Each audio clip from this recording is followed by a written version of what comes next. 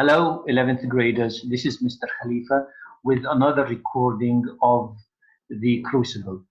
Please go to your HNH Trinity unit, as you can see here, 6 and lesson 1. Unit 6, lesson 1.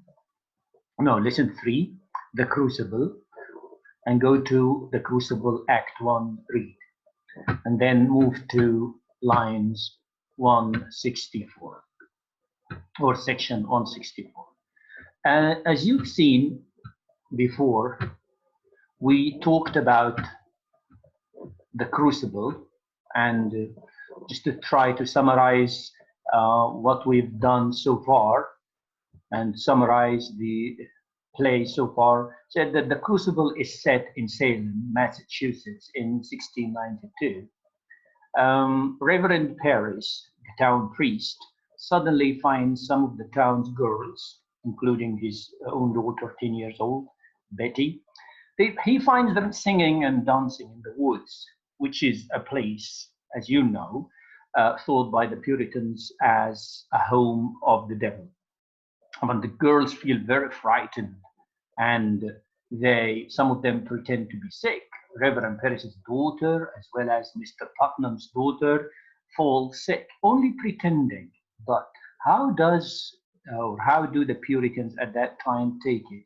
They take it as it's a sign of witchcraft, and as we have seen and we have read in the background of the play provided by the author Arthur Miller, the rumors spread in this superstitious society that the girls have been touched by the devil.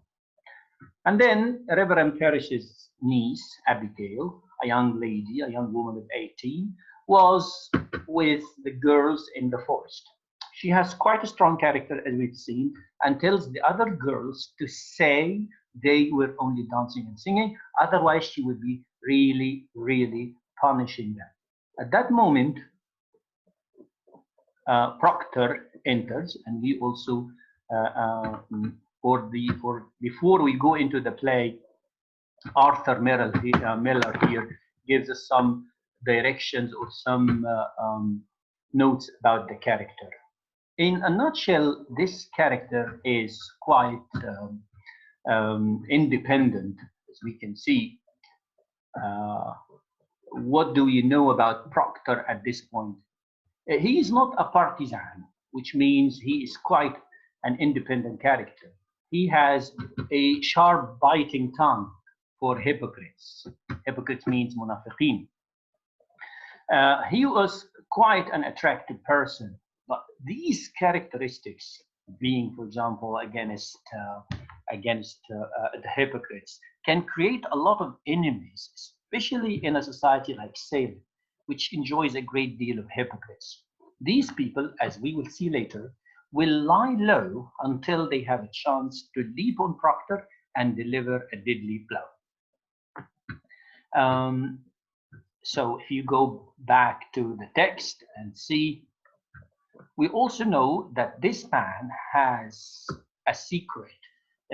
His character is not that great, not because he was a hypocrite, but because he has a secret sin, and those Puritans didn't have an idea of redemption. Once you have a problem with your character, you're doomed forever. And as you can see here, these people had no ritual for washing away of sins. It is another trait that we, meaning the American people, inherited from them, and it was held to discipline us as well as to breed hypocrisy among us. Because if you can't really wash away your sins, you will pretend that you are a great man without any dirt or blemish into your character. Proctor, respected and even feared here, has come to regard himself as a kind of fraud, a kind of a hypocrite. But no hint of this has yet appeared in the service. Then we move on. You will find a lot of details in this text. I'm going to be sending it later to you guys as we move on. Proctor asks Abigail about what happened and tells her that there are many rumors in Salem about witchcraft. Abigail suddenly changes to a lustful.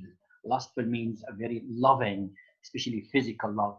A very lustful woman who tries to draw physically close to Proctor, who pushes her away and tells her to forget what has happened between them.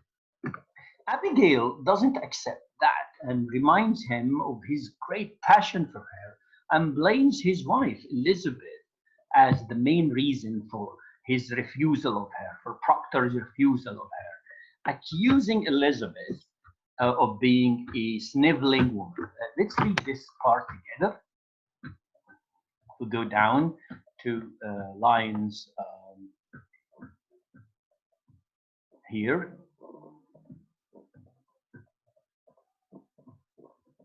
Line of section 189. Highlight this part. I know how you clutched my back behind your house and sweated like a stallion whenever I come near you. Or did I dream that? It's she, referring to his wife, it's she put me out. You cannot pretend it were you. I saw your face when she put me out, and you loved me then, and you do now. Proctor is trying to push her away. Proctor, Abby, it's a wild thing to say. And then Abigail answers, a wild thing may say wild things, but not so wild. I think I have seen you since she put me out. And then we continue with lines 2 or section 206, when she tells him that he has opened her eyes to the hypocrisy of Salem men and women. He has taught her to think reasonably. He was sort of the guiding light for her. These lines, I think, might make us sympathize a little with Abigail, who is only 18 years old and must have been greatly influenced by such a charismatic character as that of Proctor. Then in section 207 here, suddenly Betty, the sleeping girl, who is Betty? Who is Betty? Reverend Paris's daughter. The sleeping girl awakes crying while Paris is singing. Paris is singing a psalm downstairs in the meeting house. The girl runs to the window. Paris and the others climb to see Betty and conclude that the girl is crying because a bewitched person cannot bear to hear the Lord's name. You can see how these people jump to conclusions, how unreasonably they think, and the strange connections they draw between sick girls or pretending girls and witchcraft. Then we move on to lines 2 to 5. Okay, we go back to the text and try to read a bit for ourselves.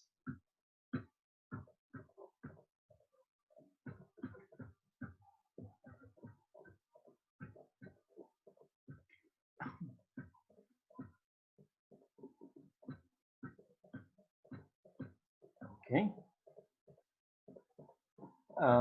In these lines, we learn that the real Francis and Rebecca Nurse were such widely respected landowners in Salem. So we have these characters, especially Rebecca Nurse.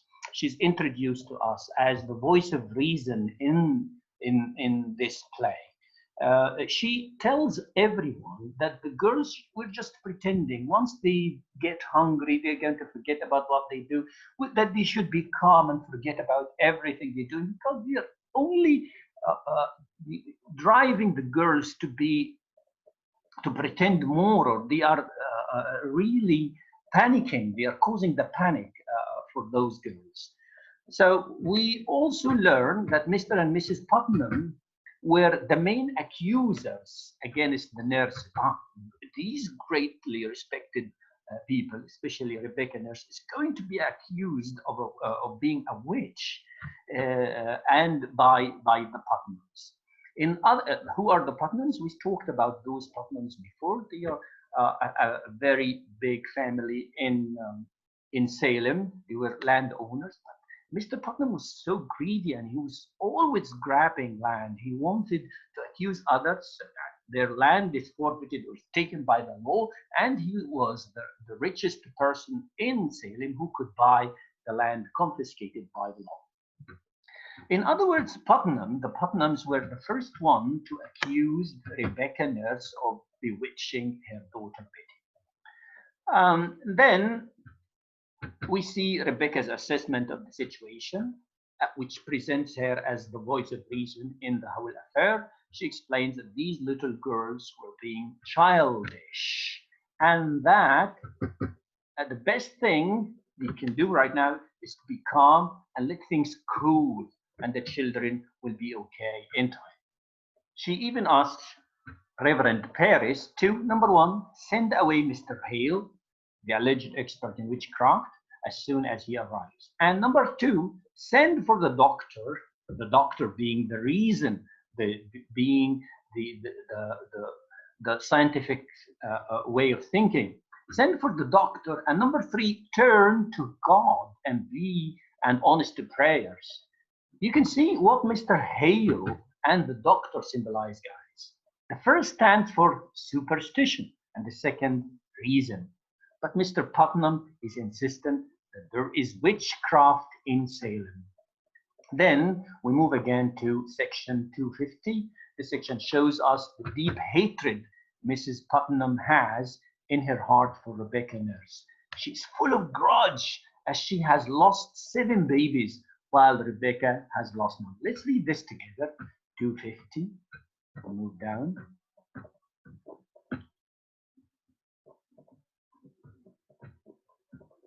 250 here. Mrs. Putnam speaking, but I must. You think it's God's work. You should never lose a child, nor grandchild either. And I bury all but none, or her children.